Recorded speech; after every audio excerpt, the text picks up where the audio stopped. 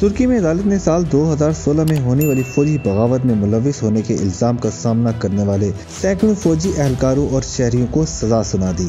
سزا کا سامنا کرنے والے افراد پر سال 2016 میں صدر رجب طیب اردوان کی حکومت کے خلاف بغاوت کا الزام عائد کیا گیا ہے۔ ان 475 افراد کے خلاف گزشتہ 3 سال سے قانونی کارروائی جاری تھی، جن میں کئی جنرلز اور جنگی طیاروں کے پائلٹ بھی شامل ہیں۔ ان افراد پر فوجی بغاوت، اہم حکومتی عمارات پر بم حملے کرنے کا الزام عائد کیا گیا ہے، جن میں ترکی کی پارلیمنٹ کا ایک حصہ بھی شامل ہے۔ یہ مقدمہ امریکہ میں مقیم مذہبی رہنما فتح اللہ گولن کے نیٹ ورک سے مبینہ تعلق رکھنے والے افراد پر چلائے جانے والے 2 مقدموں میں سے ایک تھا۔